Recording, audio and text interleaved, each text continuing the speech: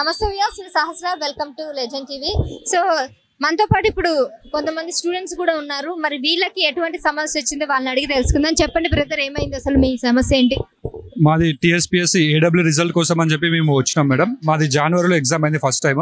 అది OMR based exam. అది paper అనేది లీకేజ్ వల్ల అది క్యాన్సిల్ అయింది. సెకండ్ టైం మాది మేలో జరిగింది ఎగ్జామ్. మాది ఆన్లైన్ జరిగింది ఎగ్జామ్.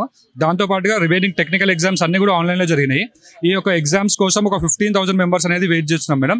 ఈ ఎగ్జామ్ అనే రిజల్ట్ ఇవ్వడానికి హారిజంటల్ రిజర్వేషన్ అని చెప్పి ఒక ఇష్యూ అనేది ఉంది. ఈ ఇష్యూ అనేది ఇప్పటిదాకా గవర్నమెంట్ అయితే పట్టించుకోలేదు. ఇప్పుడు కాంగ్రెస్ గవర్నమెంట్ వచ్చిన తర్వాత ఈ యొక్క ఇష్యూని పట్టించుకొని తొందరగా దీన్ని రిజాల్వ్ చేయాలని చెప్పి కోరుకుంటున్నాము.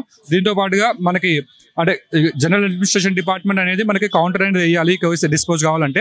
నెక్స్ట్ ఉమెన్ అనేది రోస్టర్ పాయింట్లోకి వెళ్ళి ఉమెన్ ఇయర్ మార్కింగ్ అనేది తీసేయాలి. దీని అంటే రిజర్వేషన్ అనేది 33.33% అనేది అట్లనే ఉంటుంది. దాని రిజర్వేషన్కి అయితే ఎటువంటి ఎఫెక్ట్ పడదు. కానీ ఏంటంటే అట్లా ఉండడం వల్ల మనకి రిజర్వేషన్ అనేది ఎక్కువ అయిపోతుంది ఉమెన్స్కి. అంటే మెరిట్ లిస్ట్లో వాళ్ళు ఉంటే వాళ్ళకి వస్తుంది. అంటే రిజర్వేషన్ అనేది కరెక్ట్ లిమిట్లో ఉండడానికి యాజ్ పర్ జియో ఉండాలని చెప్పి కోరుకుంటున్నాము. నెక్స్ట్ రిజల్ట్స్ అనేది తొందరగా ఇవ్వాలి. నెక్స్ట్ బోర్డ్ మెంబర్స్ అనేది టీఎస్పీఎస్సీ బోర్డ్ మెంబర్స్ అనేది మనకి తొందరగా అపాయింట్ అయ్యి మా రిజల్ట్స్ అనేది ఇవ్వాలని చెప్పి కోరుకుంటున్నాం మేడం. ఓన్లీ అంటే ఏడబ్ల్యూ, ఏఈ, పిఎల్, ఇంకోటి గ్రూప్ 4, ఇంకా పోలీస్ కానిస్టేబుల్ ఇవన్నీ ఎగ్జామ్స్ జరిగినాయి మేడం. ఇవన్నీ జరిగిన ఎగ్జామ్స్కి తొందరగా ఇష్యూస్ అన్ని సార్ట్ అవుట్ చేసి త్వరగా రిజల్ట్స్ ఇవ్వాలని మేము కోరుకుంటున్నాం గవర్నమెంట్ని.